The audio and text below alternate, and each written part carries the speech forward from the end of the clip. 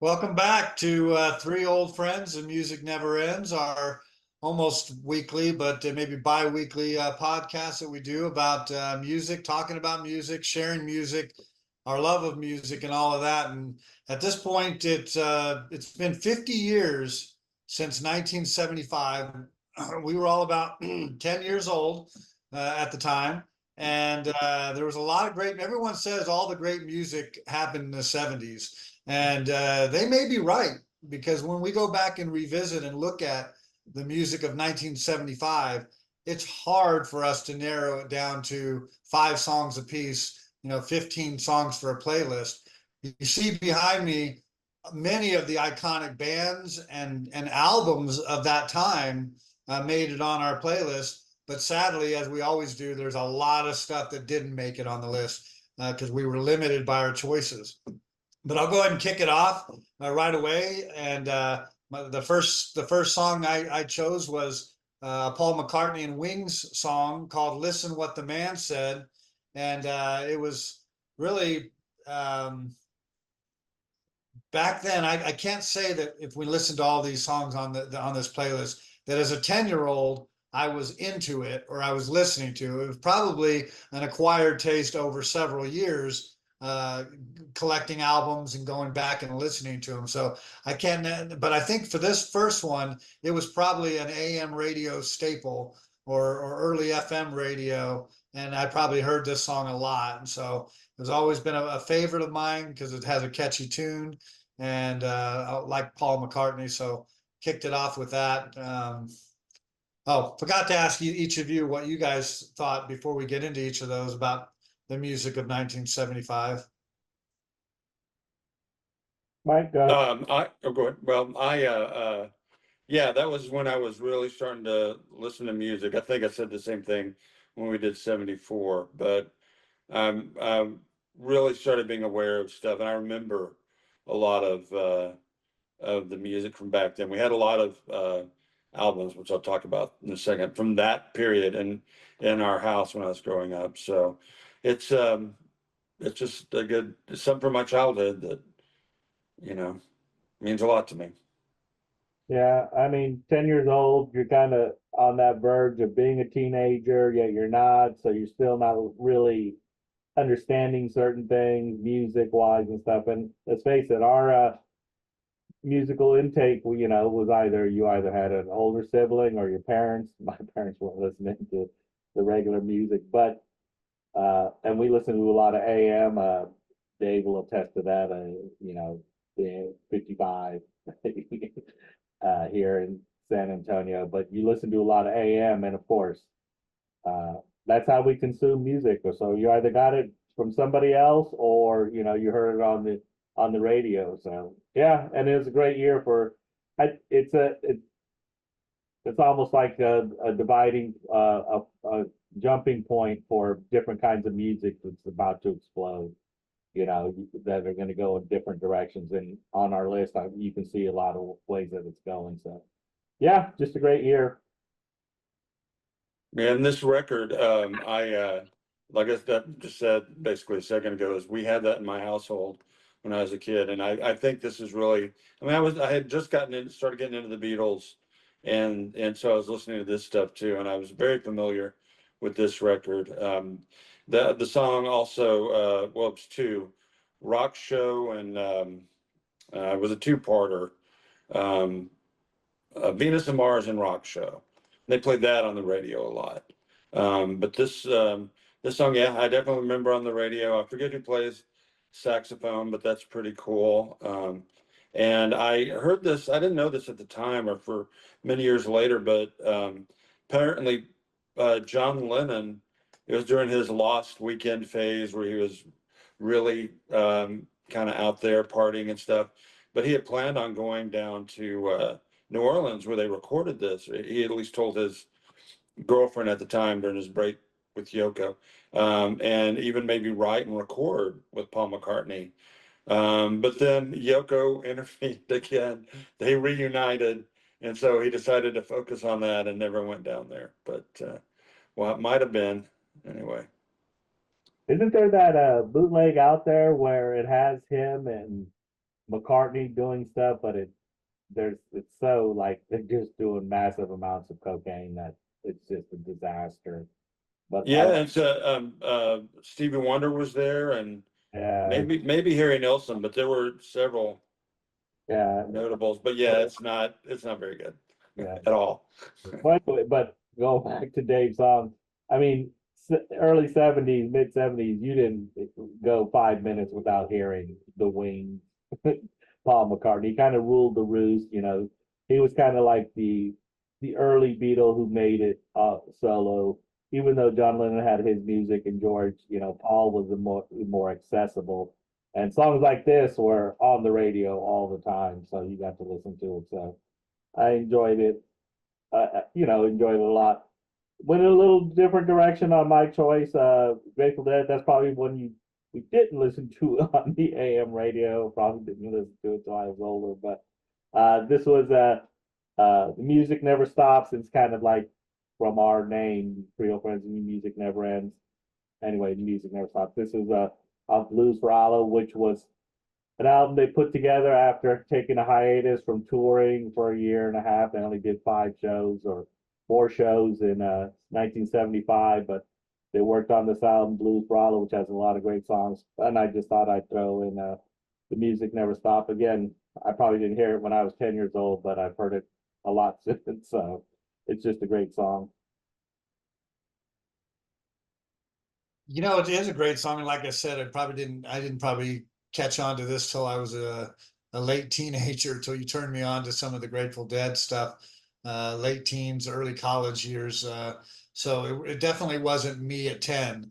I was thinking about that. I was pretty much a Casey Kasem top 40 kind of 10-year-old, right? So I can't imagine Casey Kasem going, yeah, this next group, comes in from, they're the Grateful Dead, and with Jerry Garcia, I don't think they ever made the top 40 anything until they got to Touch of Grey or something like that, or whatever. But so I probably would have never been exposed to that, other than and then you mentioned What's in Your House. So I have older sisters in the house, but they weren't listening to the Grateful Dead, so didn't get any exposure that way. But it's great Bob Weir song.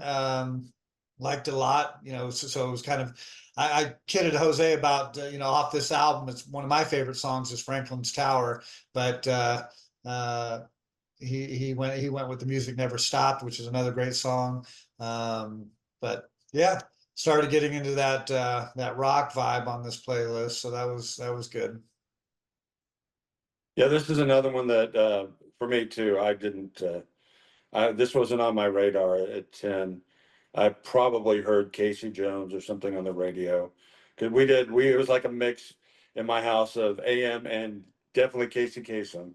I was kind of obsessive about that. But then FM, the late night, DJ kind of partying DJs, anyway, it was interesting. But yeah, and what I find interesting about the song, and I'm sure it happened on others, I'm just not thinking of right now. But um, so Bob Weir, he's singing mainly, but then every once in a while Jerry will chime in with a few words, and then the female singer, is that Donna Gaucho or who is that? Donna Jean Gotcha, yeah. Oh, Gaucho, okay. Anyway, so yeah, you turned me on to definitely on this record, and generally the Grateful Dead, as well, Jose. But I was in college by that point. I was a late bloomer deadhead. I don't call myself a deadhead, but anyway, so I went from that to a ZZ Top song, and I was not into ZZ Top at 10.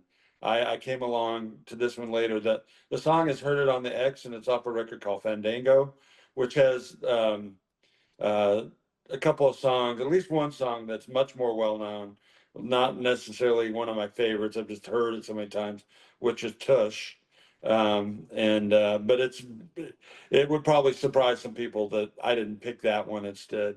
But I've always been interested in the The X is a reference to well before XM satellite radio. There were these X stations, at least a couple, on the other side of the border in Mexico, and they didn't have the restrictions that the FCC put on station power. So they broadcast signal. It was like 150,000 watts. I looked this up. Signals that you could get all the way up in almost up to Canada, and that this was at the time when other stations were playing more conventional music, and they could do they could do something different there. And so they were, the band ZZ Top talks about kind of all the stuff they heard when they were young, because I think it started, I don't know, sometime in the 60s. And it's just interesting. I read a story about this a long time ago, that it was started in part or partially funded by this kind of quack doctor who would, among other things, um, do this procedure involving parts of goats that would, a surgical thing that would help with um, libido issues. And, you know, so people will go across south of the border to get this thing done.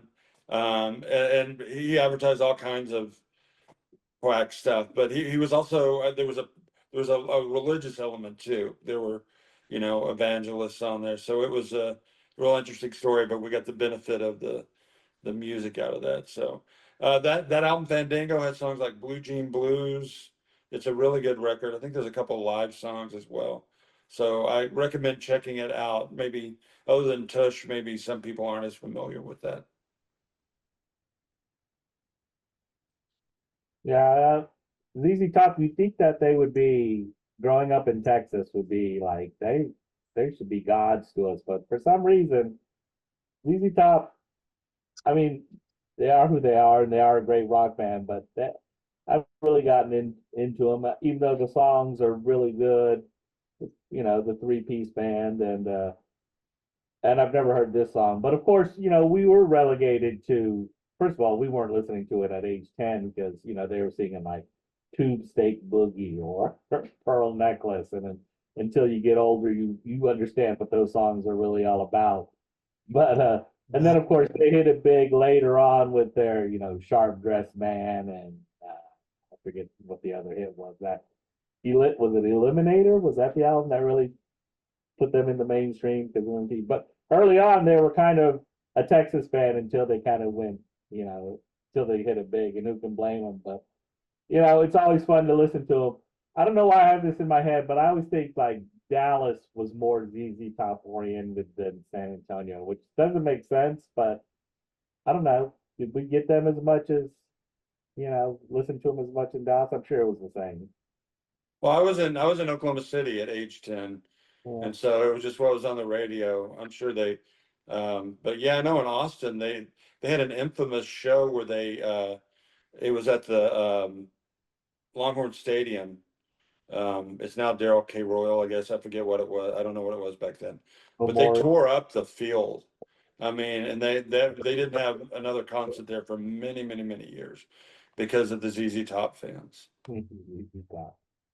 So Yeah, you know, I remember the music, and you know, it was probably the early '80s before I started listening to them. I never owned any of their albums or anything, but it seemed like concert wise, it was like every year they were coming, and then combining with the Southern rock stuff, it was like, oh, ZZ Top and 38 Special, you know, or whatever.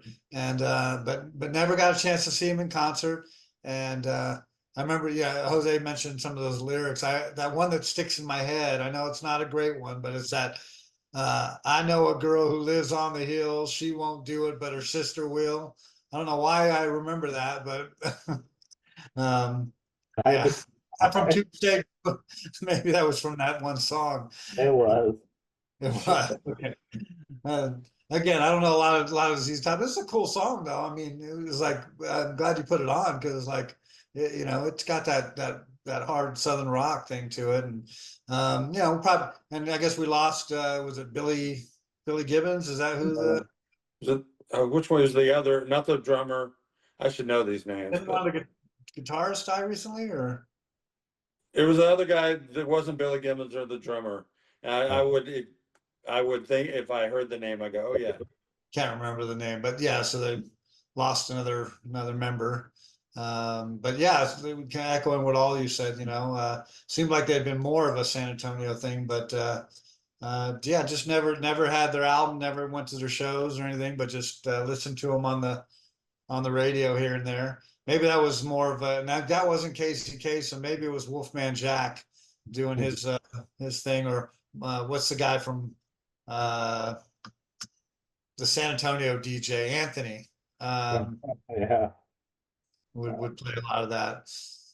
The guy who died was Dusty Hill. Yeah. He died Okay. in 21. And just I've only seen him once, and they opened for the Stones in that 81 tour. So I saw him on the Cotton Bowl with them. And was that where Billy Squier played, or was that the Who? That was the Who. Okay. I'll never let that go.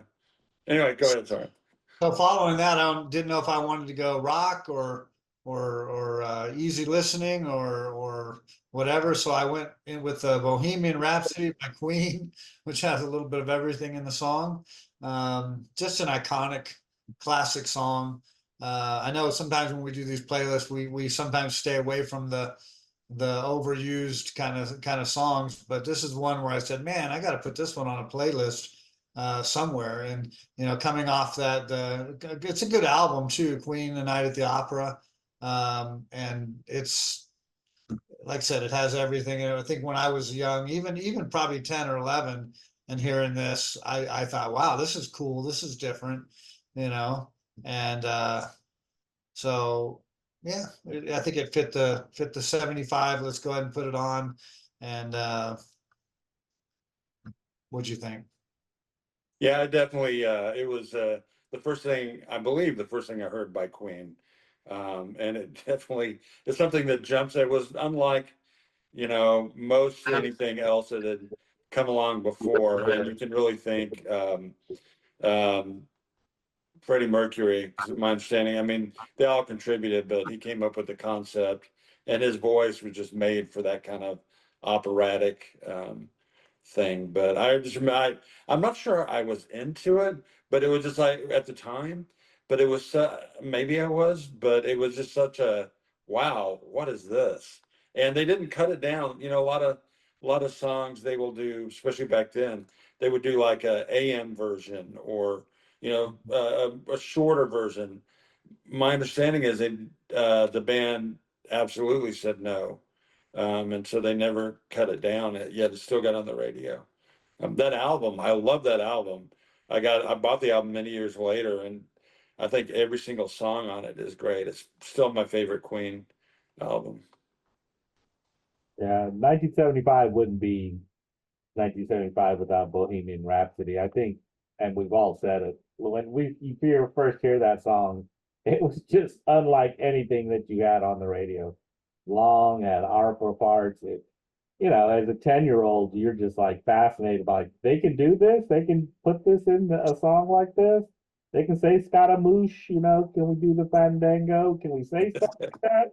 You were blown away. We had it, I know we had it as a 45, a little 45. It was so popular that we had a copy of it. So yeah, it really changed. And like y'all said, it introduced us to Queen. It's an album out before it, but then this one came out. I was like, oh, who's this? And then, like Mike says, once you start diving into the other parts of the album, you realize how talented. Then, of course, they went on to be probably one of the greatest rock groups of all time. But this was kind of the introduction to them, and one of the first music videos. They were all like, "Oh, they have a music video to this as well." So yeah, the list wouldn't be complete. You could, like you said, Dave. Sure, you could have gone cute and Night at the Opera or something like that. Death on Tulip, but yeah, it fits it perfectly. So, and in the same vein, I picked "Why Can't We Be Friends" by War simply because, again, that was in 1975. You heard that song a lot. We were kind of in a transition period in the United States, and so these uplifting. Why can't we be friends? After the end of Vietnam War, political turmoil. why can't we be? It seems so. And by war of all people who sing about war and all the other songs, but I thought that was a song that I distinctly heard in 1975 quite a bit. So it's probably why I picked it. Yeah. I'm glad you picked this one. It was on one of my kind of on my short list as well. Just to, they had several hit songs in the mid '70s. Cisco Kid and Lowrider and some of those other ones that were popular. But this is a great song. Why can't we be friends? And it gets in that genre that's like kind of between you're getting to that funk stuff, and then you're on the precipice of change, and they're going to be going into punk rock and disco and some other things that are going to be happening. And this is kind of right in that middle ground. It was radio friendly at the time. People were getting exposure to it. Yeah. Didn't listen. I mean, didn't necessarily have war albums when I was young or whatever, but this is a great example of mid 1975, and it's a great song. It's one of my favorite songs on this playlist. Yeah, it was definitely on my short list too. I remember distinctly hearing it on the radio. At the time, it was probably that year was one of my favorite songs. And I can't really tell you why. It was just something about it. And then one thing I remember, 74 and 75 were the 2 years I went to this summer camp. And I think 74 was that year, because they let us bring radio. Somebody always have a radio. And it was the Earth, Wind and Fire. There was one of their albums came out that year, and there was a bunch of stuff on the radio. And then 75, this was like at that time, like all over the place. So I always have that in my mind, kind of connected to that. So I go next into go from being friends and peace to fight the power. Kind of a different direction, but it's the Isley Brothers, and it wasn't necessarily. I never owned this record. I kind of forgot about it until, funny enough, I still to this day listen to archived versions of the Casey Kasem, and this one I heard one time. I'm like, that's better than I remember. Because when I was a kid, this is the unedited version, but when I was a kid and you heard it on Casey Kasem, they would bleep it out, that one word. And but they weren't fooling anybody. And my brother and I was 10 and he was 6 or 7. We definitely had it figured out, so we would have a good laugh every time it came on the radio. Same with Money by Pink Floyd. They bleeped out a word or whatever. So, but I like it. I like the line. I try to play my music. They say my music's too loud. We've probably all experienced that at some point or another. But and the only other thing I'd say, this is the shorter version. There's like if you get like the album version, it's almost like an extended remix. It has this really long instrumental part where they just like fight the power, fight the power. So I thought that was a bit much for me. Yeah, it's I think both of y'all kind of touched on this that first of all, war was, radio friendly, but we were never going to be listening to on R55 Fight the Power. If we were, it wasn't on one of our fan friendly stations. It might have been on FM or the African American stations, which of course we didn't listen to. You have to just be honest. I didn't listen. I wasn't. You had it on one station, your little favorite rock station, and that's what you listened to. And and this was, like Mike said, it started to evolve. Earth, Wind and Fire, Parliament, Funkadelic put an album out that year. A lot of Motown groups. Stuff that we never got to hear, but that we get to hear. I've never heard this song. The only Fight the Power I know is, of course, Public Enemy's Fight the Power. So, but this is a great song, and I like it that it goes with war. Not has the same message, but it has the same feel to it. But it's interesting that why can't we be friends was probably something we heard all the time, as opposed to Fight the Power, which we probably didn't hear as much. So. Yeah, definitely wouldn't have been listening to Fight the Power and the Isley Brothers. but that's okay. You know, I mean, even after that, my knowledge of the Isley Brothers was limited probably to just their one hit. They did like the song "Shout," right? You want to make me want to shout, you know, and it was an Animal House, and you know, and that kind of thing. And that's probably my only exposure to the Isley Brothers. But yeah, it captures the funk of the mid 70s. Yeah, I think we wouldn't have gotten like a Stevie Wonder. I don't know if he didn't have an album in 75 but it was right, or he was in between or whatever, because in 76 he puts out his iconic Songs in the Key of Life come out. And when we do the 76, we'll probably pick up something off that album for sure. Um, but no, it's good. It's pretty cool. Like I said, it's just I wasn't that into that sound in the mid 70s, but you captured it well with that song.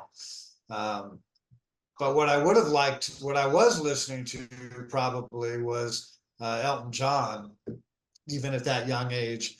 Not that I went out and bought this album when it first came out or whatever, but listening on the radio, they played the heck out of this album, and there's probably 4 or 5 songs on this album that got some airplay at the time. But one of my favorite songs, and we've never, I can't recall ever using it on a playlist over the years. You know, I'm an Elton John fan, but the song "Someone Saved My Life Tonight." You know, the lyrics with Bernie Taupin and the song of this. It's just one that I've always enjoyed listening to. I've always enjoyed singing it and playing it on the piano. And it just, I don't know, just glad I was finally able to get this song on a playlist. Now, even off that album, it's like, oh, you know, I could have, a lot of things I could have picked, but I went ahead and went with, and we put other songs on this album on playlist, but I'm not, to my knowledge, I'm not sure we put this one. So hope everyone enjoyed it. I definitely did. I remember this one from when I was a kid. We had this record, Captain Fantastic and the Brown Dirt Cowboy. You maybe said that already, but we had that one in my house. And this song, it's always it's a haunting song, you know. If I understand, I was going to look here. I think he was contemplating suicide, or he made kind of a feeble attempt at it, and either Bernie Taupin or somebody else kind of got him through it. I don't remember the exact story. I should have done a little research. I've heard the story before, but and that had been well before he did this song. It's just kind of about that. But yeah, it's probably still one of my all-time favorites. You know, some of them I've heard so many times that they played so many times. I'm kind of like, okay, yeah, I get it. But this one I've heard many, many times, and it's just something about that. Like I said, it's that haunting kind of thing to it. So it's a great record. Yeah, I don't remember this on your greatest hits playing it for me, Dave, when you were playing your I don't remember you on the piano. Just giving you a hard time. Yeah, Dave played he sang along to a whole bunch of songs that he said was only gonna last 5 minutes, but lasted a full 30 minutes. Sorry, I punished you for I the enjoyed last it. half of the drive. Yeah. We did not hear this one. Anyway, obviously Elton John was king in the 70s. Everything he put out was probably pretty good. 2 recollections I know of Captain Fantastic. One, it was a pinball machine at Aladdin's that I played all the time and won on, so I always like that. And this song, if I'm mistaken, maybe someone will correct me, but this song is also used in Stephen King's book, The Gunslinger. He makes reference to it, like they hear this song. Anyway, if y'all read it, if you know, you know. So anyway, and if it's good enough for King to use it, I'm sure it's good enough for us. So, what's up, Mike? Oh, no, I'm sorry. I just said before you went on, I looked it up, and here's according to Bernie Taupin, this happened in 1968, before Elton had really kind of hit his stride. Said according to Toppin, John had turned on the gas oven, but but left the windows open because he didn't want to hurt any of the neighbors, and that kind of made it ineffective. It didn't quite work, and he was talked out of. He was talked through his troubles later by friends. So Yeah. very, very caring way to do it, I guess, to It's think a of your friends and leave the windows open. Oh well, yeah, it's yeah, that guy. So from Elton John, I went to Bob Dylan. We kind of joked about this that it was probably there was two albums that were probably the greatest from '75, Blood on the Tracks and Wish You Were Here. You can debate them. We'll go into the other one, but I went with Blood on Tracks. I think that's kind of like the perfect album, perfect Bob Dylan album. No song on there is bad. We've talked about it before. New songs off of it before. We owned it. We played it. We played the death out of it. So, and Shelter from the Storm is just one of the many songs on there that is fantastic. In fact, I kind of prefer his electric version. I don't know why I'd say that, but I just do live on some of his live albums. So, yep. 1975, Blood on the Tracks. Yeah, it's a great album, and we did our Bob Dylan greatest hits kind of thing, and we talked a lot about Dylan then, and with all that, you could pick tons of songs off that album, and this is one that is just I can't say it's underlooked or underappreciated because they're all great songs on it, but recently we've used Tangled Up in Blue. We've used some other song, Rosemary, Lily Rosemary, and the Queen of Hearts. I put on both of those on playlist in the last 2 years. So my fondness to this album, but loves The Shelter from the Storm as well. It's just a great tune. So yeah, I'm glad you picked something off that album and put it on the playlist because it went good, really good in the middle of the playlist too, right after the Elton John.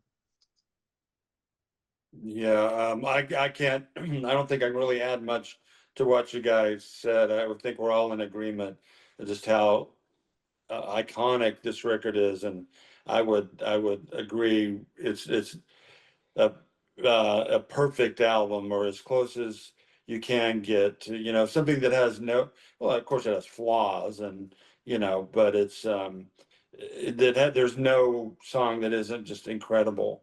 And this is a great one. We probably, you're right, it's probably one that we've referenced less because like songs like Tangled Up in Blue, or that's always been one of my top favorite Dylan songs.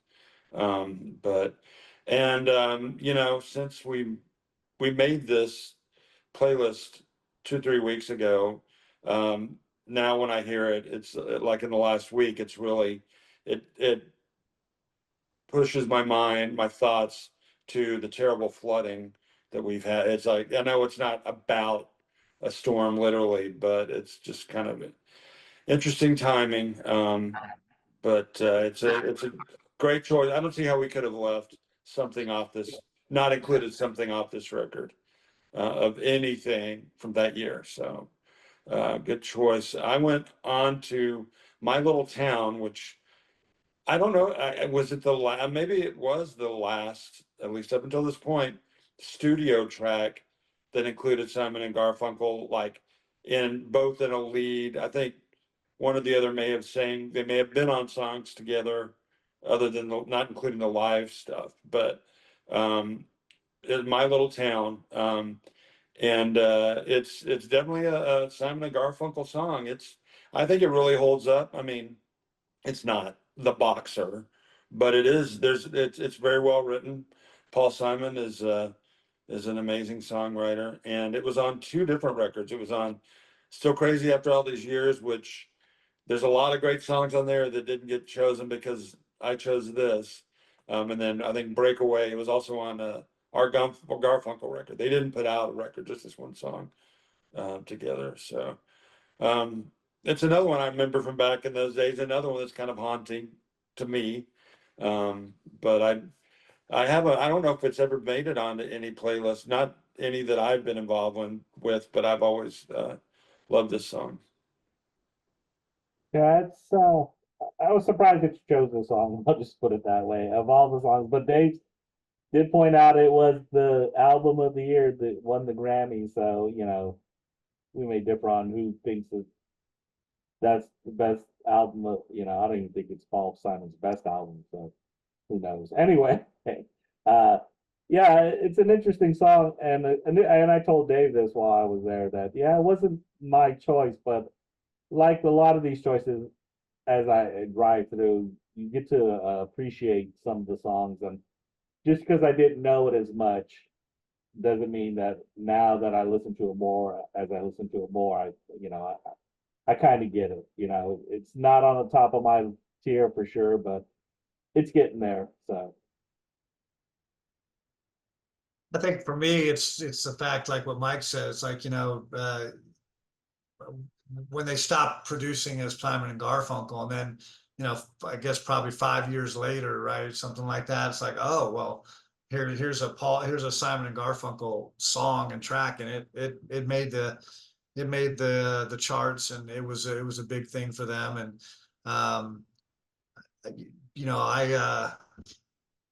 I really liked 50 Ways to Leave Your Lover when I was 10 years old. I mean, when it charted and was going up, we kid about all the Love Will Keep Us Together, and the Captain and Tennille and the Carpenters and the other things that were making the charts. But when 50 Ways to Leave Your Lover came out, I got the 45 of that, and played it a lot, and again eventually got this album as well. So it's one of my favorites, and so having the My Little Town, and I think it's probably a little bit even underappreciated. I like the ending and the horns. It almost sounds like something that could have been with Late in the Evening that Paul Simon did. That same kind of a feel to it. And anyway, I thought it was a cool song. I'm glad you put it on.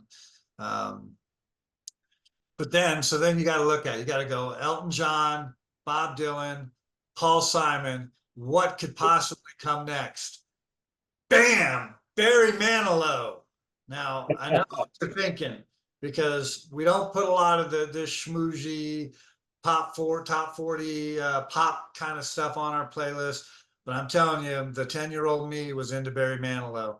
And so this was my one opportunity where I said, man, I've got to find, and there's so many, he had like 10 or 12, 15 songs, I mean, that were hit songs or whatever. But for some reason, this one, Could It Be Magic, had the classical thing to it, and the piano, and then the moving melody and the love song to it. And I don't know, I think he was he got kind of a bad rap after those 70s and stuff, because he's just was a talented musician, singer, songwriter, performer. And in the mid 70s, I had to have my Manilow. And so finally got a chance to put some on a playlist. Yeah, we had his first two records in my house, and I think some kind of greatest hits thing too.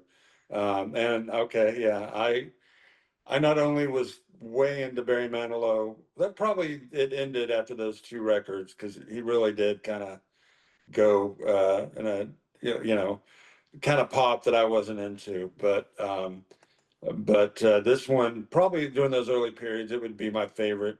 Again, I use this word too many times. It's a haunting song. It's like there's something. I think it's supposed to be a romantic song, but it's like this kind of dark sound to it. It's bass, particularly the beginning. It's literally a Chopin piece of music that he then kind of goes into his own thing with it. But yeah, and not too long after that one, went with my mom to see Barry Manilow live. So I'll always cherish that memory. But you can, it's another one. It's like you almost can't. I don't know if we did the year that Mandy came out. That was definitely a big thing on the radio at the time. I think it was the album. Maybe it was the album after this, or was it this record? I don't know. But yeah, this one definitely was a big deal in the day. yeah, Barry Manilow was huge, and I found myself asking this question because it's kind of interesting. and I don't know if it's weird or not, but what was the difference between Elton John and Barry Manilow?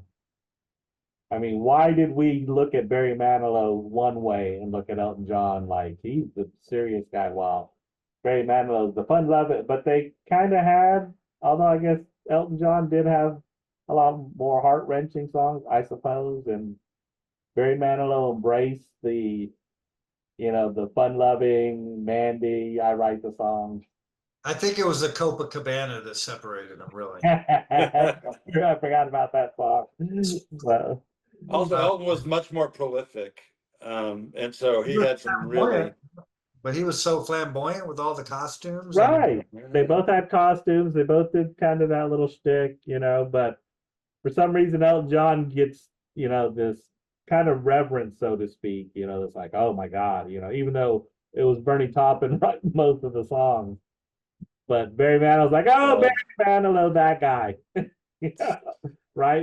Even though, and this is a beautiful song. Like, I went in with my bias, like, oh, I'm gonna have to listen to this Barry Manilow song 15 times now on this playlist. But instead, I was like, this is one of the better songs on this playlist. I have to admit it. So as much as they said he gets the bad rap for being Barry Manilow and for Mandy and I write and all those kind of schmaltzy songs, it's obvious he had a lot of talent, and he was just as huge as anybody in 1975, and is still touring. I know I had a friend who was at a Barry Manilow concert recently, so I just find it interesting. Barry Manilow, Elton John, it's weird. So of course, going from Barry Manilow, we went right to Led Zeppelin. You couldn't ask for two more polar opposites of music. But again, that just goes to show you how music was back then. I picked Trampled Underfoot off Physical Graffiti from Led Zeppelin. I mean, 1975, if we're being honest, Led Zeppelin was probably the biggest rock band going. They had the reputation, they had their music. I know I'm not overly excited. Obviously, I appreciate and respect what they did. They're one of the greatest fans of all time, but hasn't been mine. But I understand, and this song especially for me, Trampled Underfoot. In fact, full honesty, I thought it was off their second album, so it tells you how much I know. And I didn't pick Kashmir either, which is probably their ultra hit off Physical Graffiti. But yeah, from Barry Manilow to Led Zeppelin. yeah, that is an interesting. Oh, you're sorry. Go ahead. Go ahead. No, I was gonna say, couldn't have come up with a better dichotomy than those two. But again, 10-year-old me not listening to Led Zeppelin, I probably knew Stairway to Heaven, and that was it. I wasn't into the hard rock until I got into high school at that time. And I think the other thing sometimes with these older songs like this, I think I told Jose when he was here and we were going through and listening to him, I wouldn't have been able to tell you that the title of that song was Trampled Under Feet. But I probably heard it a few times on FM radio and went, "Oh, okay, I know that song. I've heard that." Or when I got the album eventually later in the years that I played it, but I'd forgotten that that's what it's called. Like, is there a chorus in the song where they go trampled under feet, trampled under feet? I don't even remember they even say anything about trampled in the lyrics. It's called trampled under feet, but it's not like it's a part of the song. But it's a classic rock song, and it's good that we showcase Led Zeppelin. We haven't showcased Led Zeppelin probably enough in our playlist. There's been several times where I kept thinking this is going to be the place where I'm going to put one on. And I told Jose when he was here visiting with me that there's coming a song. There's a couple of 2 or 3 songs by Led Zeppelin that at some point will make the playlist because they're among my favorites. Yeah, this is another one I remember from the radio a lot. And I dug it at the time. I wasn't into Zeppelin at all. In fact, I remember for some reason I specifically did not like Black Dog. And I don't think they mention a black dog in that song, do they? They have a number of songs where they don't mention the whatever's in the title. Dire Maker, and we could just go on and on, but that doesn't matter. But yeah, for whatever reason, which now, of course, I have a completely different point of view. Well, since my high school age, on Led Zeppelin, but this one, and I didn't get this record until, yeah, definitely high school.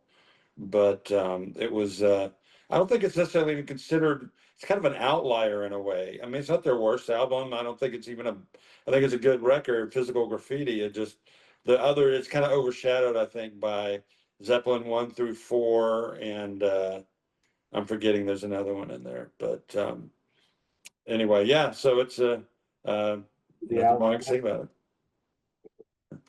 I always thought this was their best album. Didn't know what people say? In Through the Outdoors, the other album, right? In Through the Outdoors. So, But anyway, folks, well, that's number 4. Yeah, I mean, I personally, I love the record. I don't know. I guess it just have, like, like you said, Stairway to Heaven. I think you mentioned that, but there's a number of Houses of the Holy. That's the album. A number of some, but the first four, it seemed like most of the songs I've heard up until Into the Outdoor were off those. But that may be just my personal experience. So, but yeah, so I went from that to some got to fit in some Steely Dan, and this was before Royal Scam, which most of my previous Steely Dan choices have been from. And you actually, Dave, mentioned this song previously when we were talking on one of these videos, I believe, Black Sneakers, which I think is among their fans is kind of has like a special place. There's just something about this song. It's interesting. It's another one of their kind of character songs, somebody kind of going through rough times, kind of not sure the whole story there, but I love the guitar solo, and I don't know if it's the first, but it may be the first appearance of Michael McDonald, who sang on several of their songs before going on to Doobie Brothers. So he sings back up on that pretty prominently. Oh, the album's was it Katie Lied, his album. Sorry, go ahead. No, like I said, you guys are gonna make educating me on Steely Dan. Just keep putting on the songs.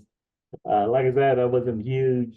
Even I know Dave owned Steely Dan albums, but I don't know. They must have made the playlist and I'm not listening to them. But I enjoyed this song a lot. 75, obviously, Steely Dan huge in the mid 70s, especially. They were on a roll. So I enjoy that song a lot. Like I said, I'm learning all these Steely Dan songs that I've kind of just ignored probably over the last 50 years. So yeah, I love it when a playlist puts on a song that I don't know. So I enjoyed it a lot. well, I was familiar with this song. Like you said, I've had a few Steely Dan records back in the day, so I always like when Mike throws a Steely Dan out there, and it screams mid 70s as well. I like that vibe that they were giving off with this song. Um, just a really cool song. So never apologize for putting Steely Dan on. That's for sure. There's probably some other, obviously their more known songs are great for a reason too, and I'd like to see some of those make it onto the list at some point, not just the deep tracks and the other things, but this is a good one for sure. Then from there I went on and put on. We haven't been doing much America either. I think over the years we or at least since the last 2 years we've been doing these playlists. I don't think we've put any America on, and we all kind of like America. We love, like, in the mid 70s when they finally went, oh, here's Best of America, greatest hits. Everyone was in. It was kind of like the Eagles at that time. Everyone went, oh yeah, America. They got these 10 great songs, and they kind of made a resurgence. And Sister Golden Hair is one of those ones that was probably played to death in the mid 70s, and always been one of my favorite songs. So looking for an opportunity, this was it to put America on. I think is it one of the two? I think Dewey Bunnell is still alive, but the other guy maybe passed away, or maybe he's touring without him or something. Because I did see that they were touring still in America. Yeah, I don't Yeah, know. go ahead. No, it's yours. Oh yeah, no, I don't. I did see to that, but I'm not sure the lineup. And yeah, I have a lot of memories of hearing them on the radio over the years. This one particularly, and you know, if I'm going to be completely honest, it's not one of my favorites of their songs, probably because I heard it so much on the radio. But it's a good song.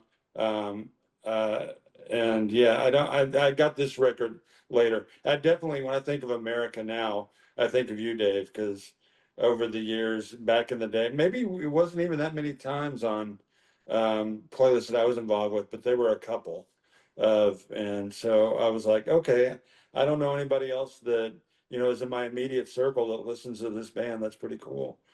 So, yeah, we had this, another one that we had at my childhood home, 10 years old.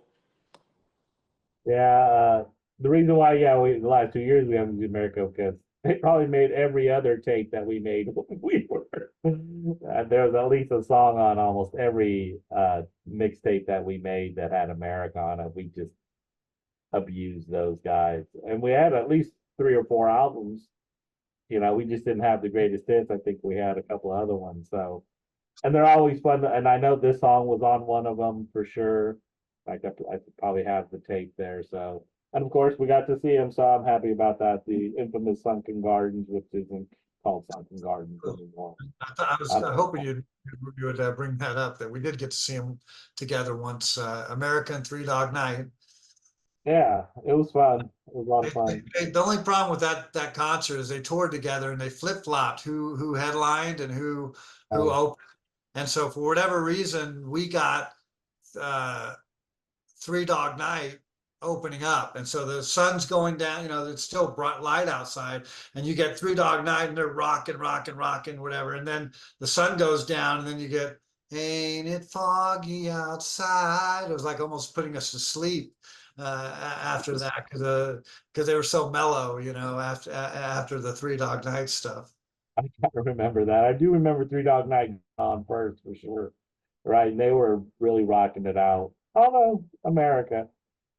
Then we watched some Celtics basketball games. So and we got quite a bit of a crowd behind us watching the game in between acts. Not during the acts. So I talked about the other album that I thought was the best in '75, and that's of course "Wish You Were Here" by Pink Floyd. We've done Pink Floyd ad nauseum. Of course, I picked "Welcome to the Machine" because we've used practically every other song, and the other song we can't use, "Shine On," is just way too long to put on. One day it'll probably make it, but and we haven't used "Have a Cigar" only because I think because we didn't sing on it. So, but I use "Welcome to the Machine" just to kind of say, let's not forget this album, even though there are a couple other albums we didn't use from '75 that were huge. But and of course, Pink Floyd is who they are, and "Wish You Were Here" speaks for itself.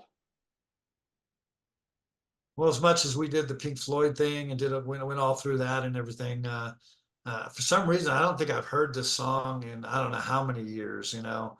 And so by putting it on the playlist, I'm like, oh yeah, man, I remember this one. This is a great one off a great album, like you said. Um, so yeah, you picked a couple. You between the Dylan and the Pink Floyd, you picked a couple of very iconic albums to make this list, and so it's probably good that they made the list. And again, this is one of their greatest songs, I think, off that album. So it was good. I just hadn't heard it like in I don't know how long. Yeah, again, it's probably, you know, top 3 or 4 of my favorite albums from that year, and in life generally. "Wish You Were Here." It was one that we had in the house when I was a kid, but I kind of got into it later, a little bit, you know, a few years later. And we've talked about this before, about kind of largely about Syd Barrett's falling apart, but this song is about maybe related to that, I'm sure, but the music industry and how, you know, people are turned into well, yeah, partly about that, but also, I mean, you know, how becoming a superstar, but also "Have a Cigar" is kind of along those lines too. So, and I'm thinking, other than "Have a Cigar," maybe the only one we haven't used at this point in this iteration of making playlists is Shine On You Crazy Diamond. Probably the only reason that hasn't been on is it's so long, and I'd hate to divide it up. You know, it's practically an album in and of itself. But yeah, I love that record, and this song. And then I ended up with a ELO record. And there's actually, it's called One Summer Dream. And this is a classic case of me not picking the more well-known song off the record, which was Strange Magic, which got a lot of airplay. It would have fit in nicely after Could It Be Magic, but wasn't to be. And I love that song too. I just kind of wanted to, I don't know, try, me, it's just me. But One Summer Dream, it's I can't say much about it. I just like the sound. It has a chorus and all the stuff that they had in ELO. Not too long from now, they really started that transition that kind of hit its bottom point with basically their almost disco record that came out toward the very end of the 70s. So they were still kind of the old ELO for a little bit longer here. And this was I remember the song from the radio, but I didn't get this record till much later. And just coincidentally today I saw they're doing their last show, and basically it's Jeff Lynne.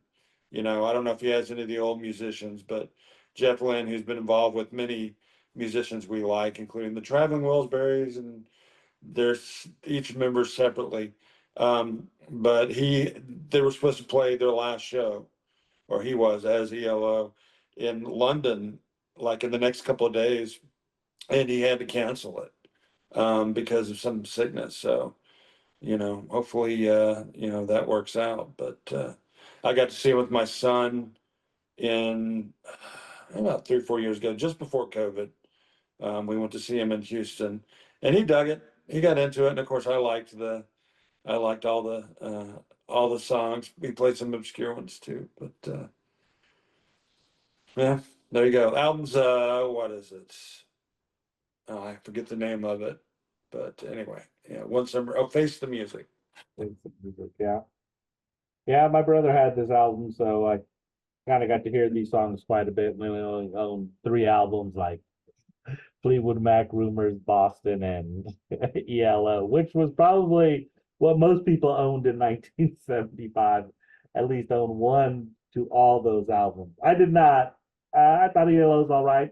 What I did like was that it kind of bookended the beginning and the end with the kind of Beatles.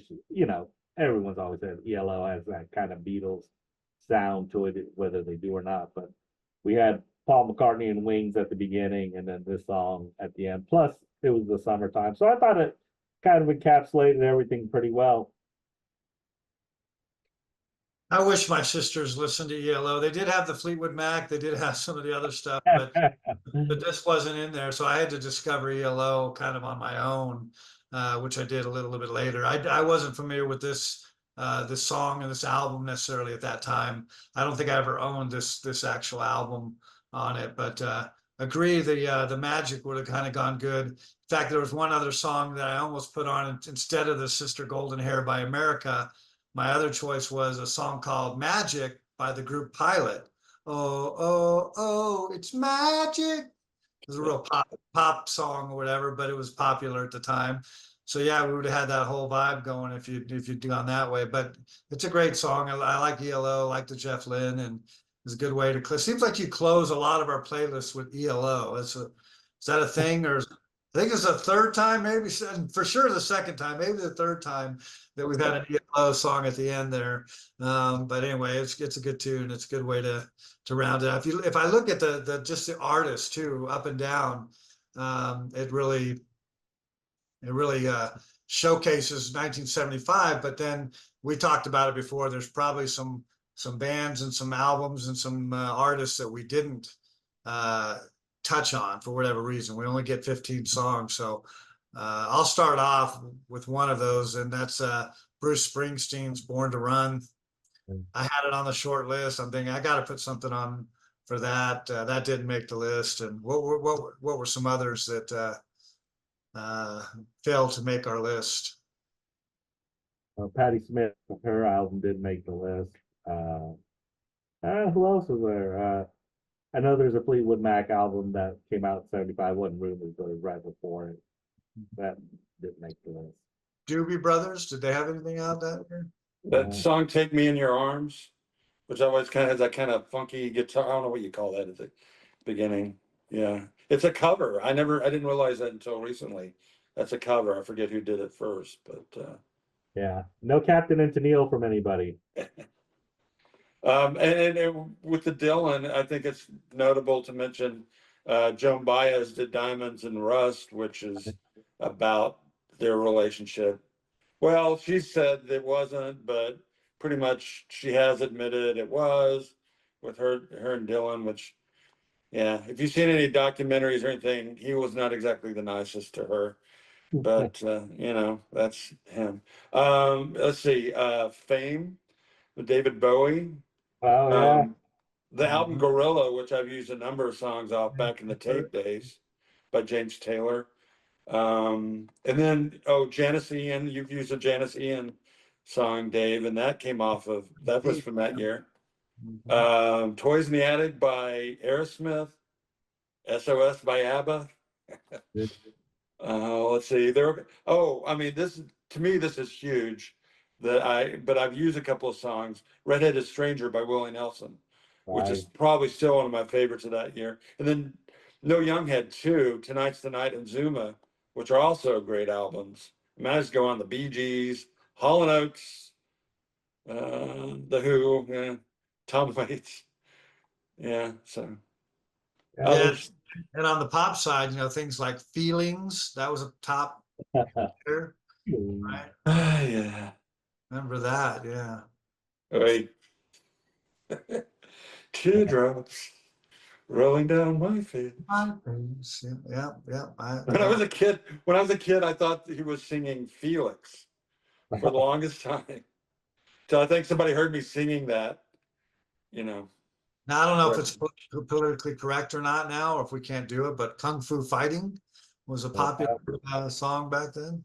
Oh man, I seriously doubt everybody was Kung Fu Fighting. When you brought that 45 in, you were.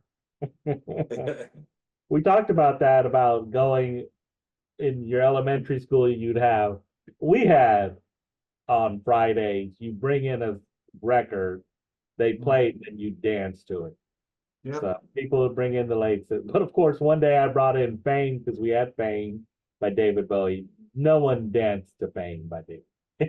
I was kind of shunned. I feel like, what are you listening to? I do remember doing The Hustle, though. Right, doing the hustle. We did The Hustle. Right. Definitely. And then we also had square dancing on certain days. You had to do square dancing. Oh man, you poor kid. Yeah. You do a little do-si-do? Yeah, oh yeah, promenade.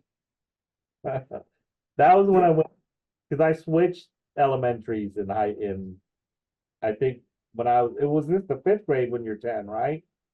Or is it the 4th grade? I think it was, for me, I think it was the 4th grade. Right, 4th grade. And so I used to go, Dave will only know this, I used to go to Wingfest, but in the 4th grade, they opened up an elementary right down the road for me. So then I started going to a different elementary in the 4th grade, which was weird for if you knew that area. Like Dave, where'd you go? Like Kruger, and everyone, Camelot. Yeah, everyone had their little elementary school. I didn't go to the same elementary school as Dave, but we all funneled into the same middle school. So it was weird. Anyway, yeah. Hey, since you referenced Fame, you guys probably know this, but do you know who sings on that song with David Bowie? Sing isn't exactly the correct way to put it. Who's doing the Fame part? That Fame, you know who that is? John Lennon. Right. That same year it was like his last album before he took his 5-year break until Double Fantasy, which is all rock and roll kind of covers. It's kind of, I don't know, I don't quite get it, but yeah, Dave had that on. Yeah. So anyway, 75. Well, we had fun taking a trip down memory lane to 1975. Hope you enjoyed it. I hope you enjoy, but more importantly, not listening to us old friends talking, but actually go and listen to the playlist and get some enjoyment out of that. And we'll catch you next time down the road.